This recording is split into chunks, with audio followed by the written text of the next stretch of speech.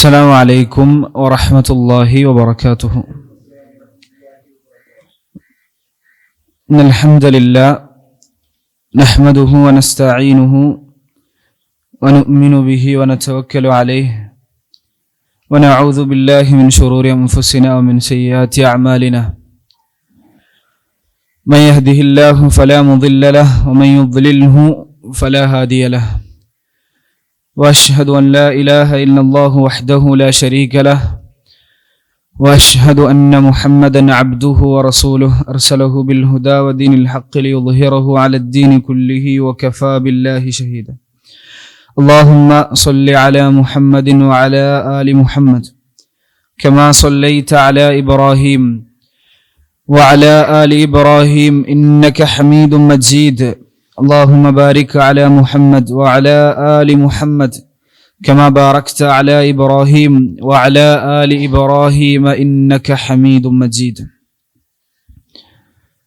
اللهم إنا نسألك علما نافعا ورزقا طيبا وعملا متقبلا. ربنا لا تجعل الدنيا أكبر همنا ولا مبلغ علمنا ولا إلى النار مصيرنا يا رب العالمين. اللهم إنا نعوذ بك من علم لا ينفع ومن قلب لا يخشع ومن نفس لا تشبع ومن دعوة لا يستجاب لها.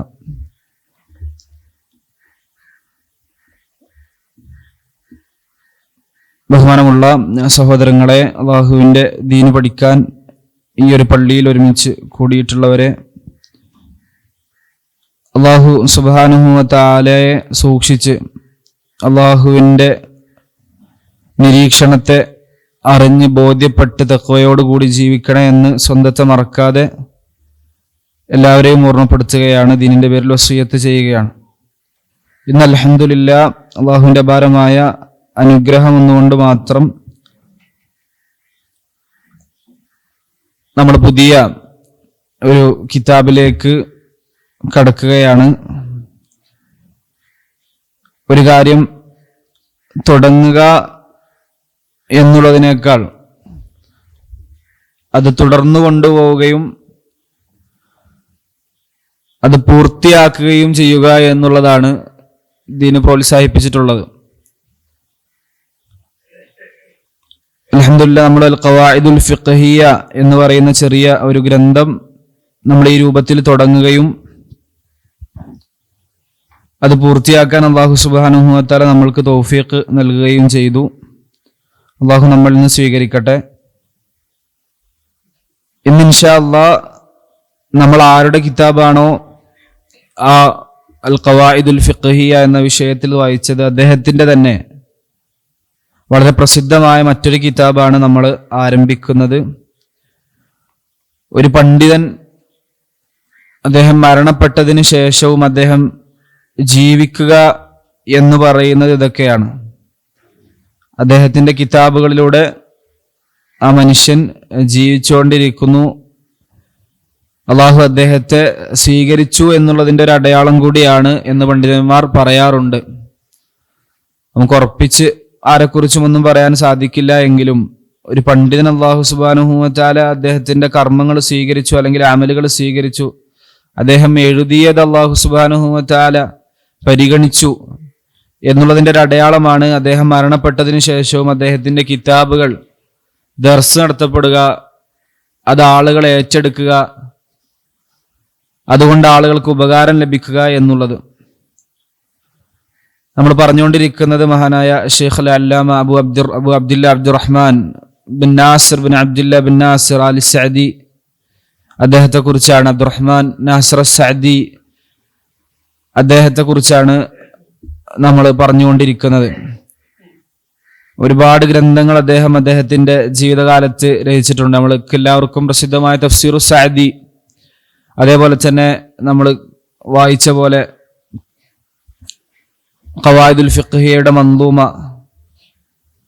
ഒരുപാട് കിതാബുകളുണ്ട്. അദ്ദേഹത്തിന്റെ കിതാബുകളിൽ തന്നെ ഏറ്റവും പ്രസിദ്ധമായ ഒരു കിതാബാണ് നമ്മൾ ഇൻഷാ അല്ലാഹ് ഇന്ന് വായിക്കാൻ ഉദ്ദേശിക്കുന്നത്. അത് തന്നെ ഇസ്ലാമിക കർമ്മശാസ്ത്രത്തിലാണ്, അൽ ഫിഖ്ഹുൽ ഇസ്ലാമി. നമ്മൾ കർമ്മശാസ്ത്രത്തിലെ ഒരു ശാഖയാണ് കഴിഞ്ഞ ക്ലാസ്സുകളിൽ വായിച്ചത്. ഇത് നേരിട്ട് കർമ്മശാസ്ത്രത്തിലേക്ക് നമ്മൾ പ്രവേശിക്കുകയാണ്. നമ്മുടെ ജീവിതത്തിൽ വരുന്ന ഓരോ അമലുകളും അതുമായി ബന്ധപ്പെട്ട ചർച്ചകളും ആണ് ഈ കിതാബിൽ ഉണ്ടാവുക.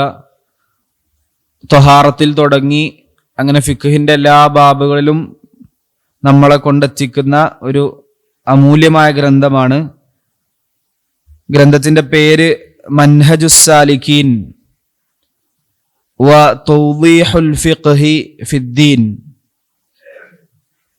മൻഹജുസ് സാലിക്കീൻ വ തൗദീഹുൽ ഫിഖ്ഹി ഫിദ്ദീൻ എന്നുള്ളതാണ് ഈ ഗ്രന്ഥത്തിന്റെ നാമം.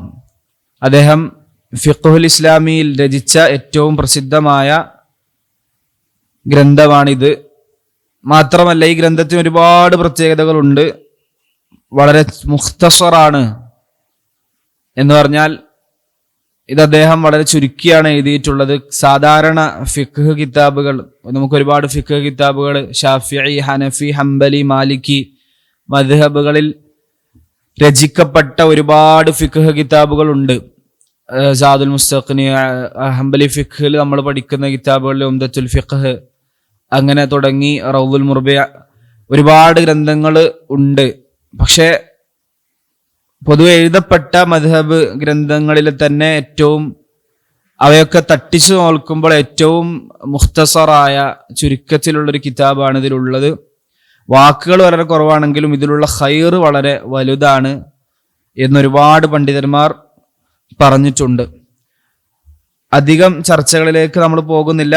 ഷെയ്ഖ് നാസിർ സഅദി റഹ്മത്തുള്ളാഹി അലൈഹിയെ പറ്റി നമ്മൾ ഖവായിദുൽ ഫിഖ്ഹയുടെ തുടക്കത്തിൽ കുറച്ച് കാര്യങ്ങൾ പറഞ്ഞിട്ടുണ്ട്. ഈ കിതാബിന്റെ പ്രത്യേകത അദ്ദേഹത്തിന്റെ മുഖദ്ദിമയിൽ പറയുന്നുമുണ്ട്. നമ്മൾ ഇൻഷാ അല്ലാഹ് ഇന്ന് അദ്ദേഹത്തിന്റെ മുഖദ്ദിമ വായിക്കാനാണ് ഉദ്ദേശിക്കുന്നത്. അധിക ശർഹകളില്ല. മസാലയിലേക്ക് കടക്കുന്നതിന് മുമ്പുള്ള ചില ഭാഗങ്ങൾ, അദ്ദേഹം പറഞ്ഞ ഭാഗങ്ങൾ നമുക്ക് വായിക്കാം. അദ്ദേഹം കിതാബ് തുടങ്ങുന്നത് ബിസ്മില്ലാഹിർ റഹ്മാനിർ റഹീം, ബിസ്മി കൊണ്ടാണ് കിതാബ് തുടങ്ങുന്നത്. അള്ളാഹുവിന്റെ നാമം കൊണ്ട് ഏത് കാര്യവും തുടങ്ങുമ്പോൾ ഉണ്ടാകുന്ന ബറക്കത്തിനെ പറ്റിയും അത് നമുക്ക് തരുന്ന സമാധാനത്തെ പറ്റിയും നമ്മൾക്കറിയാം. ഏത് നല്ല കാര്യങ്ങളും നമ്മൾ തുടങ്ങുമ്പോൾ ബിസ്മി കൊണ്ട് തുടങ്ങലാണ് ഏറ്റവും ഉത്തമം എന്ന് നമ്മൾ പഠിച്ചിട്ടുണ്ട്. ബിസ്മില്ലാഹിർ റഹ്മാനിർ റഹീം വ ബിഹി നസ്തഈനു, അള്ളാഹുവിനെ കൊണ്ടാണ് നമ്മൾ സഹായം തേടുന്നത്. അവിടെ അള്ളാഹുവിൽ പൂർണ്ണമായി അവലംബിക്കുന്ന തവക്കുലിന്റെ ഒരു വാക്കാണ് വ ബിഹി നസ്തഈനു. നമ്മുടെ ജീവിതത്തിൽ എന്ത് കാര്യം പൂർത്തിയാക്കാനും ചെയ്യാനും അള്ളാഹുവിന്റെ തൗഫീഖ് അത്യന്താപേക്ഷിതമാണ്. അള്ളാഹു സുബ്ഹാനഹു വ തആല വിചാരിക്കാതെ ഒരു കർമ്മവും നമ്മൾ ചെയ്യുന്നില്ല. അൽഹംദുലില്ലാഹ് നഹ്മദുഹു വനസ്തഈനുഹു വനസ്തഗ്ഫിറുഹു വനതൂബു ഇലൈഹി വനഊദു ബില്ലാഹി മിൻ ശുറൂരി അൻഫുസിനാ വസയ്യിആതി അഅമാലിനാ മൻ യഹ്ദിഹില്ലാഹു ഫലാ മുദില്ല ലഹു വമൻ യുദ്ലിൽ ഫലാ ഹാദിയ ലഹു വഅശ്ഹദു അൻ ലാ ഇലാഹ ഇല്ലല്ലാഹു വഹ്ദഹു ലാ ശരീക ലഹു വഅശ്ഹദു അന്ന മുഹമ്മദൻ അബ്ദുഹു വറസൂലുഹു സല്ലല്ലാഹു അലൈഹി വആലിഹി വസല്ലം. ഏത് ഗ്രന്ഥങ്ങളുടെയും ആമുഖത്തിൽ നമ്മൾക്ക് ഈ പറയപ്പെട്ട അധിക ഗ്രന്ഥങ്ങളും ഇസ്ലാമികപരമായി ഇസ്ലാമിന്റെ അദബുകളിൽ പെട്ടതാണ്. ഒരു ഗ്രന്ഥം തുടങ്ങുമ്പോൾ അല്ലെങ്കിൽ സംസാരം തുടങ്ങുമ്പോൾ അള്ളാഹുവിനെ സ്തുതിച്ചുകൊണ്ട് അതിന് പ്രവാചകൻ സല്ലല്ലാഹു അലൈഹി വസല്ലം ഉപയോഗിച്ച വാക്കുകൾ ഉപയോഗിച്ചുകൊണ്ട് തുടങ്ങുക എന്നുള്ളത് നബിയുടെ പ്രസംഗം, നബി സല്ലല്ലാഹു അലൈഹി വസല്ലമയുടെ എഴുത്തുകൾ ഒക്കെയാണ് ഇതിന് മാതൃകയായിട്ട് പറയാറുള്ളത്. അൽഹംദുലില്ലാഹ്, അല്ലാഹുവിനെ ഹംദ് പറഞ്ഞിട്ടാണ് തുടങ്ങുന്നത്. നഹ്മദുഹു, ഈ വാക്കുകൾ നമ്മൾ ചില ഖുത്ബകളുടെ തുടക്കത്തിൽ, ഈ ക്ലാസ്സിന്റെ തന്നെ തുടക്കത്തിൽ നമ്മൾ കേൾക്കുന്ന നമ്മൾ പൊതുവെ അടിച്ചുവിടാറാണ് പതിവ്. ചില പ്രസംഗം കേൾക്കുമ്പോൾ ഹംദു സ്വലാത്തും അടിച്ചുവിട്ട് ബാക്കി കേൾക്കാറാണ് പതിവ്. ഇതിന്റെ അർത്ഥം ആരും അങ്ങനെ പൊതുവെ അന്വേഷിക്കാറില്ല. അന്വേഷിക്കുന്നവരുണ്ട്. നഹ്മദുഹു, നമ്മൾ അള്ളാഹുവിനെ സ്തുതിക്കുന്നു. വനസ്തഈനുഹു, അള്ളാഹുവിനോട് സഹായം തേടുന്നു. വനസ്തഗ്ഫിറുഹു, അള്ളാഹുവിനോട് പാപമോചനത്തെ തേടുന്നു. വനതൂബു ഇലൈഹി, അള്ളാഹുലേക്ക് നമ്മൾ ഖേദിച്ച് മടങ്ങുന്നു. ഇതൊക്കെ അള്ളാഹുവിനോട് നമ്മൾ കാണിക്കുന്ന സ്ഥിരമായ നമ്മുടെ ഹംദും ഇസ്തിആനത്തും ഇസ്തിഗ്ഫാറും തൗബയും. അതേപോലെ വനഊദു ബില്ലാഹ്, അള്ളാഹുവിനോട് നമ്മൾ ശരണം തേടുന്നു. മിൻ ശുറൂരി അൻഫുസിന, നമ്മുടെ നഫ്സിന്റെ കേടുകളിൽ നിന്ന്. നമ്മുടെ നഫ്സിന് ഒരുപാട് കേടുകളുണ്ട്. വസയ്യാത്തി അമാലിന, നമ്മുടെ പ്രവർത്തനങ്ങളിൽ മോശപ്പെട്ട പ്രവർത്തനങ്ങൾ കൊണ്ട് നമ്മൾക്കുണ്ടാകുന്ന ഷർറുകളുണ്ട്.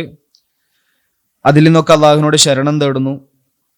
കാരണം നമ്മുടെ ജീവിതത്തിൽ എന്തൊക്കെ അപകടം നമ്മൾക്ക് വന്നാലും നമ്മുടെ പ്രവർത്തനങ്ങൾ തന്നെയാണ് അതിന് കാരണം എന്ന് ദീൻ പഠിപ്പിക്കുന്നുണ്ടല്ലോ. മൻ യഹ്ദില്ലാഹു, ആർക്കെങ്കിലും അള്ളാഹു ഹിദായത്ത് കൊടുത്താൽ ഫലാ മുദില്ല ലഹു, അവനെ വഴിവേപ്പിക്കാൻ ആർക്കും കഴിയുകയില്ല, അങ്ങനെ വഴിവേപ്പിക്കുന്നവൻ ആരുമില്ല.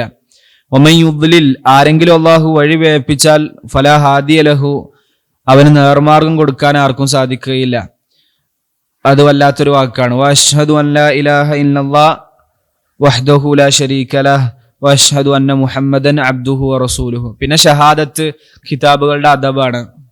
ഷഹാദത്ത് പറയാ, ഒരു മനുഷ്യനെ ഇസ്ലാമിൽ പ്രവേശിപ്പിക്കുന്ന ഷഹാദത്ത് എപ്പോഴും ഇടക്കിടക്ക് പറഞ്ഞുകൊണ്ടിരിക്കുക. നമ്മളെല്ലാ തശഹുദിലും ചൊല്ലുന്നതാണ്. അശ്ഹദു അൻ ലാ ഇലാഹ ഇല്ലല്ലാഹു വഹ്ദഹു ലാ ശരീക ലഹ്, അല്ലാഹു അല്ലാതെ ആരാധനക്കർഹനായി, ഇബാദത്തുകൾക്കർഹനായി, നോമ്പിന്, നിസ്കാരത്തിന്, ദിക്റുകൾക്ക്, നമ്മുടെ കർമ്മങ്ങൾക്ക്. ഈ ക്ലാസ് എടുക്കുന്നത് ഇബാദത്താണ്, ഈ ക്ലാസ് കേൾക്കുന്നത്, ദീന് കേൾക്കുന്നത് ഇബാദത്താണ്. എല്ലാം അല്ലാഹു അല്ലാതെ ഇബാദത്തിന് അർഹനായ ആരുമില്ല. വഅശ്ഹദു അന്ന മുഹമ്മദൻ അബ്ദുഹു വറസൂലുഹു, മുഹമ്മദ് എന്നവർ സല്ലല്ലാഹു അലൈഹി വഅലിഹി വസല്ലം അള്ളാഹുവിന്റെ അടിമയും അള്ളാഹുവിന്റെ ദൂതനുമാണ് എന്ന് സാക്ഷ്യം വഹിച്ചുകൊണ്ടാണ് അദ്ദേഹം ഗ്രന്ഥം ആരംഭിച്ചത്. ഇതെല്ലാ കിതാബുകളുടെയും അദബാണ്, മര്യാദയാണ്. എന്തിനൊരു അദബ് ഉണ്ടല്ലോ. കിതാബുകൾ തുടങ്ങുമ്പോൾ ബസ്മലത്ത്, ഹംദലത്ത്, അതേപോലെ തന്നെ ഈ ഷഹാദത്ത്, അതേപോലെ തന്നെ സ്വലാത്ത്, ഇതൊക്കെ അദബുകളാണ്, ആദാബു തസ്നീഫാണ് എന്ന് പണ്ഡിതന്മാർ പഠിപ്പിച്ചിട്ടുണ്ട്. അമ്മാ ബഅദു, അമ്മാ ബഅദു എന്ന് പറഞ്ഞാൽ ഇതിനൊക്കെ ശേഷം, അതായത് ഹംദിനും ബിസ്മിക്കും ഒക്കെ ശേഷം ഞാൻ പറയട്ടെ. ഫഹാദ കിതാബുൻ മുഖ്തസറുൻ ഫിൽ ഫിഖ്ഹി, ഈ കിതാബ് ഫിഖ്ഹിൽ തന്നെ, കർമ്മശാസ്ത്രത്തിൽ തന്നെ ഒരു ചെറിയ കിതാബാണ്, മുഖ്തസറാണ്, വലിയ മുതവ്വലായ ഫിഖ്ഹിന്റെ കിതാബൊന്നുമല്ല. ജമഅതു ഫീഹി ബൈനൽ മസായിലി വദ്ദലായിൽ, ഈ കിതാബിന്റെ ഒരു ശൈലി അദ്ദേഹം പറയുകയാണ്. ഞാനിതിൽ ജമഅതു, കിതാബ് ആരുടെ കയ്യിലും ഇല്ലല്ലേ. കിതാബ് നമുക്ക് അടുത്ത ക്ലാസ്സിക്ക് അതിന്റെ മത്തിനെങ്കിലും ഒപ്പിക്കണം ഇൻഷാ അല്ലാഹ്. എന്നാൽ നമുക്കും തന്നെ കുറച്ച് വായിക്കുമ്പോൾ ഒരു തെളിച്ചുണ്ടാകും. അർത്ഥം അറിഞ്ഞാലും അറിഞ്ഞില്ലെങ്കിലും ഒന്ന് കയ്യിൽ വെക്കുമ്പോൾ ഒരു രസം തന്നെയാണ് ഇൻഷാ അല്ലാഹ്. ജമഅതു ഫീഹി, ഞാനിതിൽ ഒരുമിച്ച് കൂട്ടിയിട്ടുണ്ട്. ബൈനൽ മസായിലി വദ്ദലായിൽ, മസ്അലകളും ദലീലുകളും. ഒരു വിഷയം അത് ദലീലോടുകൂടി, തെളിവോടുകൂടി അറിയുക എന്ന് പറയുന്നതിനേക്കാൾ വലിയൊരു റാഹത്ത് ഒരു മനുഷ്യന് ലഭിക്കാനില്ല.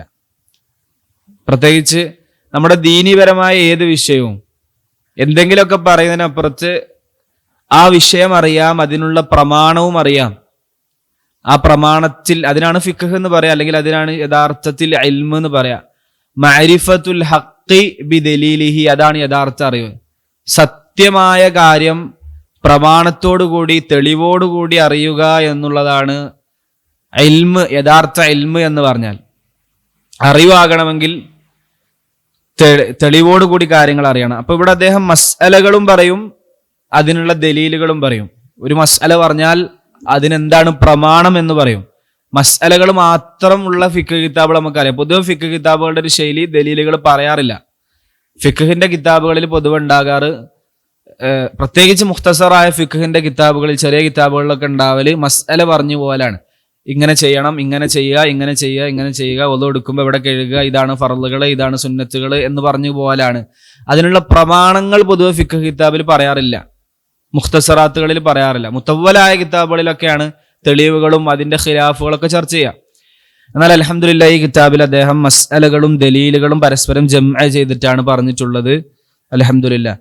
ശൈഖ് പറയാണ്, വഖ്തസർതു ഫീഹി, ഞാനിതിൽ ചുരുക്കിയിട്ടുണ്ട്, അലാ അഹമ്മിൽ ഉമൂരി, ഏറ്റവും പ്രധാനപ്പെട്ട കാര്യങ്ങളാണ്. ഫിഖ്ഹിലെ തന്നെ നമുക്ക് ഏറ്റവും അറിയേണ്ട കാര്യങ്ങൾ, നമ്മുടെ ജീവിതത്തിൽ, നമ്മുടെ കർമ്മത്തിൽ നമുക്ക് ഏറ്റവും ആവശ്യമുള്ള കാര്യങ്ങളാണ് അദ്ദേഹത്തിൽ ഉൾപ്പെടുത്തിയിട്ടുള്ളത്. വഅദമിഹാ നഫ്അൻ, ഏറ്റവും കൂടുതൽ ഉപകാരമുള്ള കാര്യങ്ങളാണ് ഇതിൽ അദ്ദേഹം ഉൾപ്പെടുത്തിയിട്ടുള്ളത് എന്ന് അദ്ദേഹം പറയാണ്. ലിശിദ്ദത്തി ദറൂറത്തി ഇലാ ഹാദൽ മൗദൂ, ഇതിലേക്ക് ജനങ്ങൾ അത്രത്തോളം ഈ വിഷയത്തിലേക്ക് ആവശ്യക്കാരാണ് എന്നുള്ളതാണ്. ഒരു അറിവിന്റെ പ്രത്യേകത, ഒരറിവിന്റെ പോരിശ, ഷറഫ് നിശ്ചയിക്കുന്നത് രണ്ട് കാര്യം കൊണ്ടാണ്. ഒന്ന്, അതിലേക്ക് നമ്മൾ എത്രത്തോളം ആവശ്യക്കാരാണ് എന്നുള്ളതാണ്. പിന്നെ അതിൽ ചർച്ച ചെയ്യുന്ന കണ്ടന്റ് ആണ്. അങ്ങനെ നോക്കുമ്പോൾ ഏറ്റവും വലിയ ഇൽമ് അള്ളാഹിനെ കുറിച്ചിട്ടുള്ള അറിവ് തന്നെയാണ്.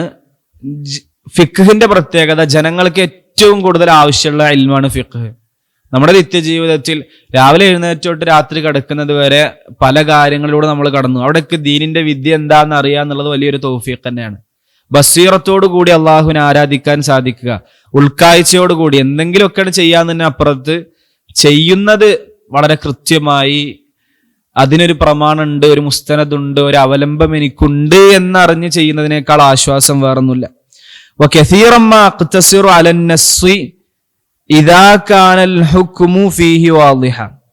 ധാരാളം സന്ദർഭങ്ങളിൽ അദ്ദേഹം പറയാണ്, അധികവും ഞാന് പ്രമാണത്തിൽ ഒതുക്കും. ദലീല് പറയുമ്പോൾ തന്നെ അതിൽ തന്നെ ഉണ്ടാകും. ഇപ്പൊ നസ് പറഞ്ഞാൽ ഖുറാന്റെ ആയത്തുകളോ ഹദീസുകളോ അവിടെ പറഞ്ഞാൽ അവിടെ പിന്നെ പ്രത്യേകമായി അദ്ദേഹത്തിന്റെ വക ഒന്നും ചേർക്കേണ്ട ആവശ്യം ഉണ്ടാകില്ല.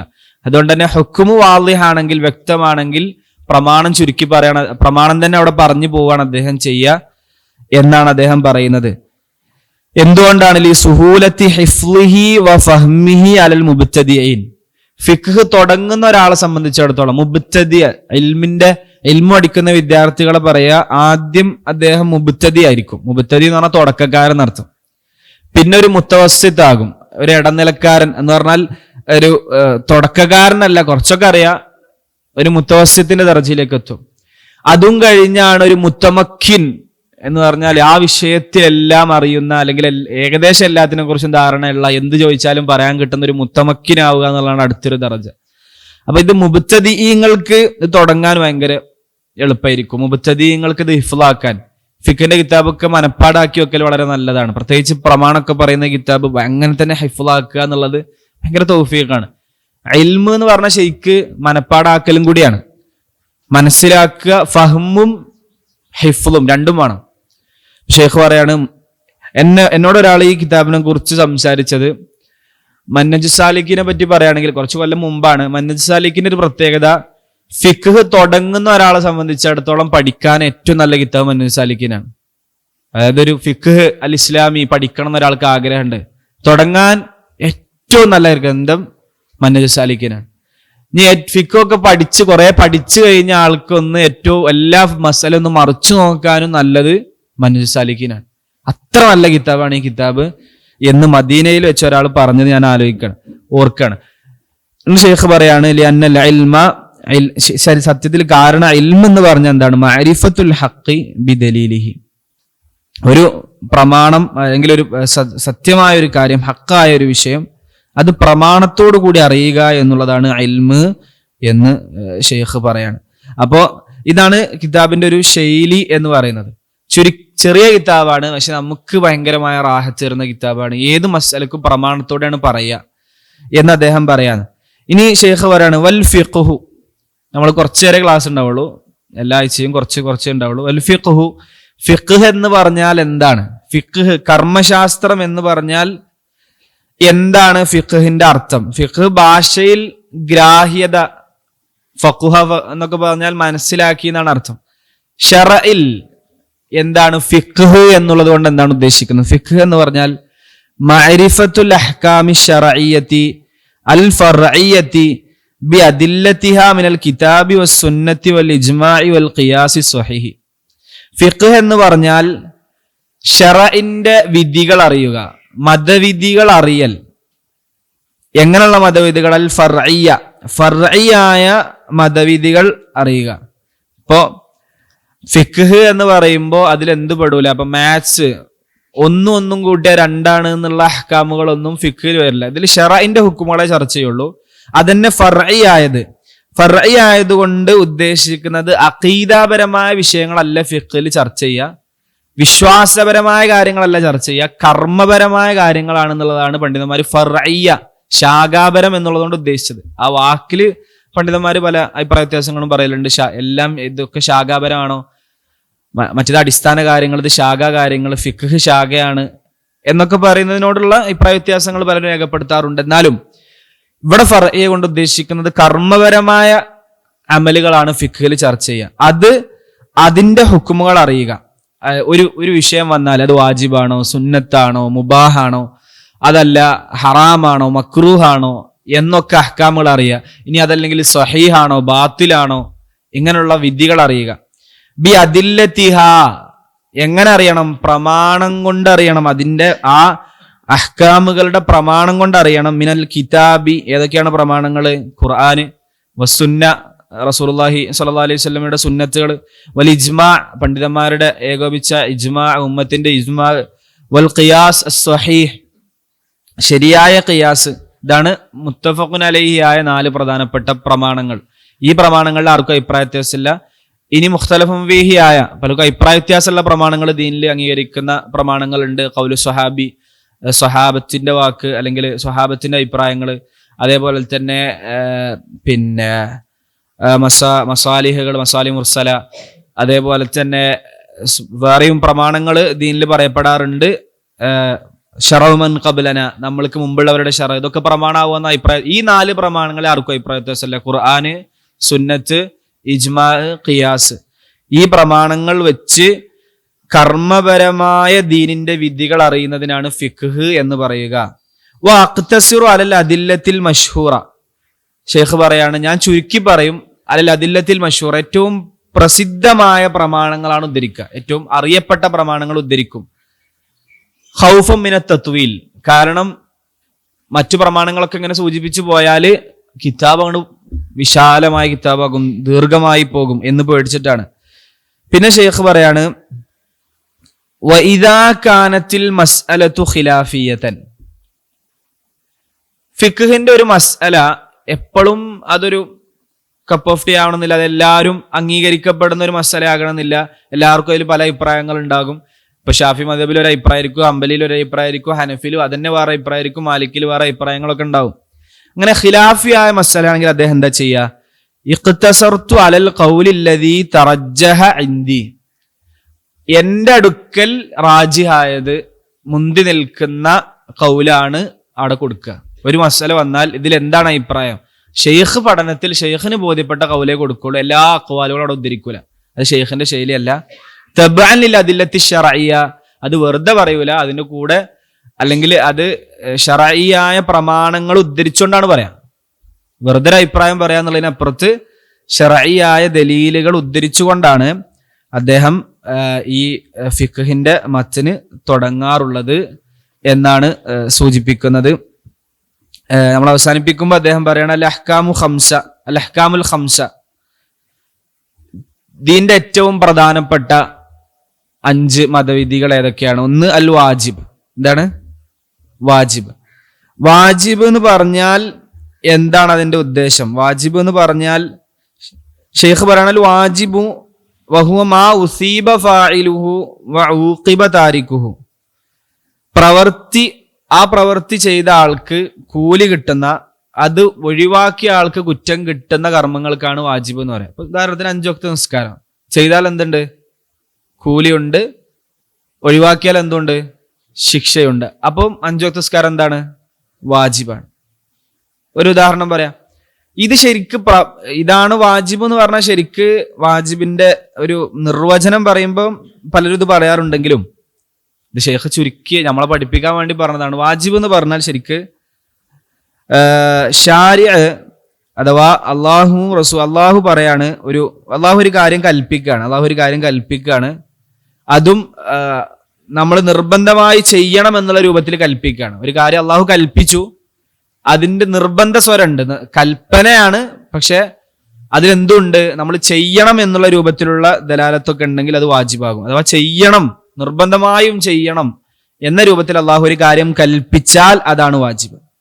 അതിന്റെ ഫലമാണ് നമ്മളത് അള്ളാഹിനെ അനുസരിച്ചുകൊണ്ട് ചെയ്താൽ കൂലി കിട്ടും, നമ്മൾ മനഃപൂർവ്വം അത് ഒഴിവാക്കിയാൽ കുറ്റം കിട്ടും എന്നുള്ളതാണ് അതിന്റെ വിധി.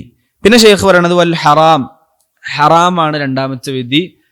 ലിദ്ദുഹു, നേരെ ഓപ്പോസിറ്റ് പറഞ്ഞാ അത് ചെയ്ത ആൾക്ക് എന്ത് കിട്ടും?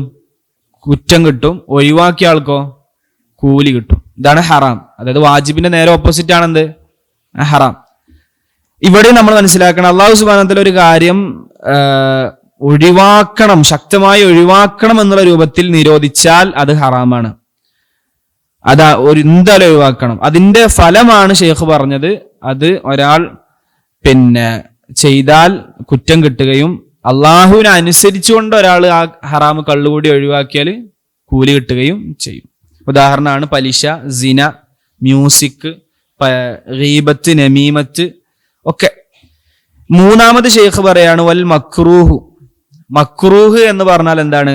മാ ഉസീബ താരിഖുഹു, അത് ഒഴിവാക്കിയ ആൾക്ക് കൂലി കിട്ടും.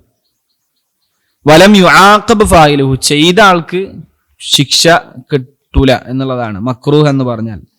മക്രൂഹിന്റെ ശരിക്കുള്ള താരീഫ് എന്താണെന്ന് ചോദിച്ചാല് അള്ളാഹു നഹി ചെയ്തൊരു കാര്യമാണ് എന്ന് പറഞ്ഞാൽ ശറഇൽ നഹി വന്നിട്ടുണ്ട്. നഹി എന്ന് പറഞ്ഞാൽ എന്താ? ചെയ്യരുത് എന്ന് വന്നിട്ടുണ്ട്. പക്ഷെ ഏത് രൂപത്തിലല്ല? ശക്തമായ രൂപത്തിലുള്ളതല്ല. അപ്പാണ് മക്രൂഹ് ആകുക. നഹി ചെയ്യരുത് തന്നെയാണ്. മക്രൂഹ് എന്ന് പറഞ്ഞാൽ തന്നെയാണ് അർത്ഥം, ചെയ്യരുത് തന്നെയാണ്. പക്ഷെ അത് വന്ന രൂപം ഇൽസാം രൂപത്തിലല്ല എന്നാ പറയാ. എന്ത് രൂപത്തിലല്ല? ഇൽസാം രൂപത്തിലല്ല. അതായത് അദ്ദേഹത്തോട് അങ്ങനെ അത് ചെയ്തേ പറ്റൂ അല്ലെങ്കിൽ ഒഴിവാക്കിയേ പറ്റൂ എന്നുള്ള രൂപത്തിലാകൂല നഹി വന്നത്. അങ്ങനെയാണെങ്കിൽ അത് മക്രൂഹിന്റെ വകുപ്പിലേക്കാണ് പോവുക. അതിന്റെ ഫലമാണ് ഷെയ്ഖ് ഇവിടെ പറഞ്ഞത്, അത് ഒഴിവാക്കിയ ആൾക്ക് എന്തായാലും കൂലി കിട്ടും. അതായത് മക്രൂഹ് ഒഴിവാക്കിയാൽ കൂലി കിട്ടും, ചെയ്തോണ്ട് എന്തില്ല? പ്രത്യേകം ശിക്ഷ കിട്ടൂല. അതിനുദാഹരണം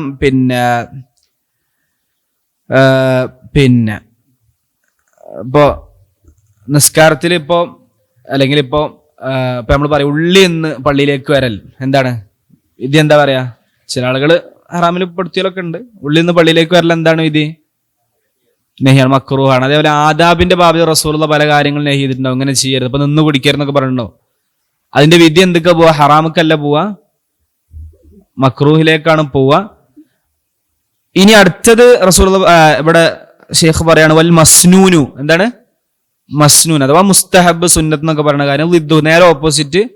എന്താണ് നേരെ ഓപ്പോസിറ്റ് എന്ന് പറഞ്ഞാൽ? ചെയ്താൽ കൂലി ഉണ്ട്, ഒഴിവാക്കിയാൽ പ്രത്യേകം എന്തില്ല?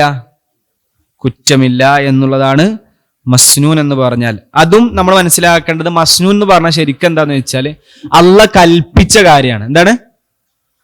അള്ള ചെയ്യണം എന്ന് പറഞ്ഞ കാര്യം. ചില ആൾക്കാർ ഈ സുന്നത്ത് എന്ന് മനസ്സിലാക്കിയ എന്താ വെച്ചാൽ ഒഴിവാക്കാനുള്ള എന്നാണ്. അങ്ങനെയല്ല. സുന്നത്ത് എന്ന് പറഞ്ഞാൽ അള്ള പറഞ്ഞ എന്താണ്? ചെയ്യണം. പക്ഷെ ചെയ്യണം എന്ന് പറഞ്ഞോടത്ത് ഉപയോഗിച്ച ഭാഷ വാജിബിന് ഉപയോഗിച്ച പോലെ ആകൂല.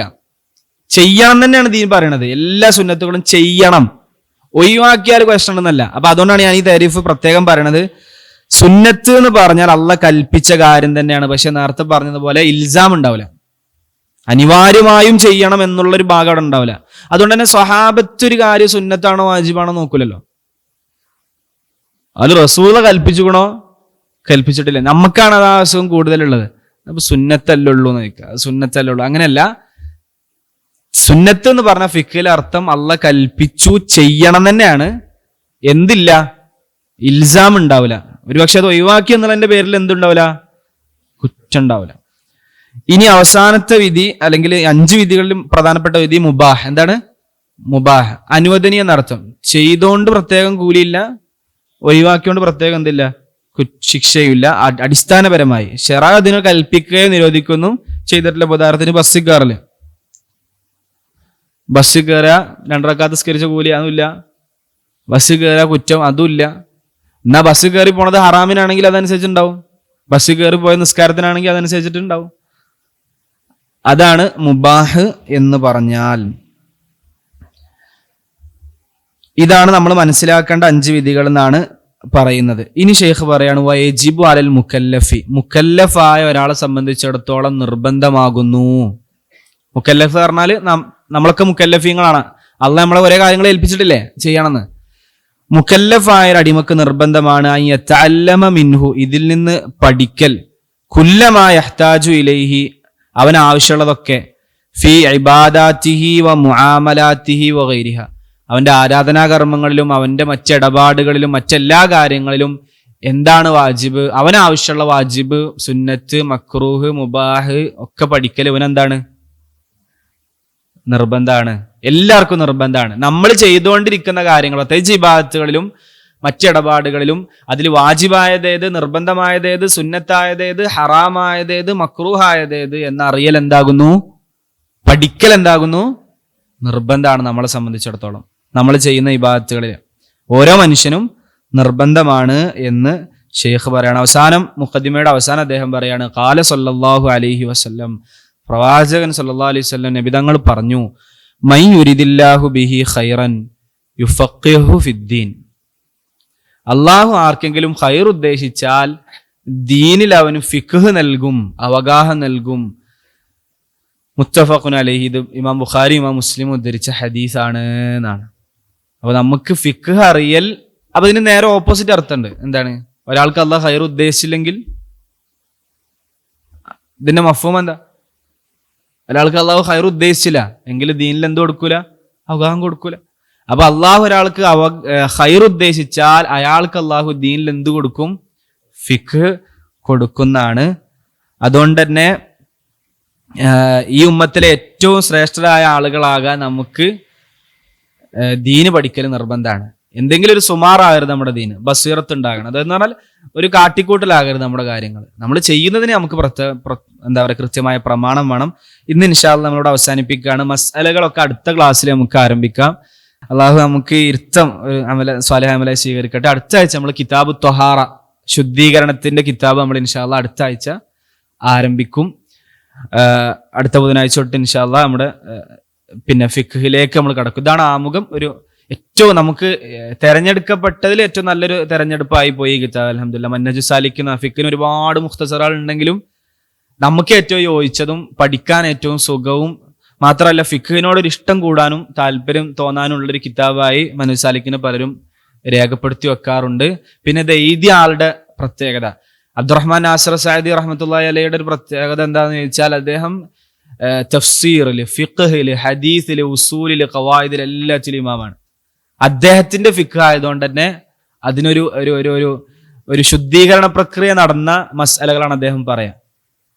അദ്ദേഹം ഒരുപാട് ഫിഖ് വായിച്ചതിൽ നിന്നും അദ്ദേഹത്തെ പറ്റി പറയല്, തഫ്സീറിൽ കിതാബുണ്ട്, ഉസൂൽ ഫിഖിൽ കിതാബുണ്ട്, ഖവായിദുൽ ഫിഖ്ഹിൽ കിതാബുണ്ട്, ഹദീസിൽ അവഗാഹമുണ്ട്. അങ്ങനെ എല്ലാ വിജ്ഞാന ശാഖകളിലും ഒരു ഇമാമായി പരിചയപ്പെടുത്തുന്ന ആളാണ്. അല്ലാഹു സുബ്ഹാനഹു വ തആല കൂടുതൽ പഠിക്കാനും മനസ്സിരുത്താനും നമ്മൾക്ക് തൗഫീഖ് നൽകി അനുഗ്രഹിക്കുമാറാകട്ടെ. ദീനിൽ അവഗാഹമുള്ളവരാക്കി, ഫിഖ്ഹ് നൽകുന്നവരാക്കി അള്ളാഹു എന്നെയും നിങ്ങളെയും മാറ്റട്ടെ. നമ്മൾക്ക് അള്ളാഹു കൂടുതൽ പഠിക്കാൻ തൗഫീഖ് നൽകട്ടെ. ഹദാ വല്ലാഹു അലം വ സല്ലല്ലാഹു അലാ നബിയിന മുഹമ്മദ്. സുബ്ഹാനകല്ലാഹുമ്മ വ ബിഹംദിക അഷ്ഹദു അൻ ലാ ഇലാഹ ഇല്ലാ അൻത അസ്തഗ്ഫിറുക വ അതൂബു ഇലൈക്. അസ്സലാമു അലൈക്കും വറഹ്മത്തുള്ളാഹി വബറകാതുഹു.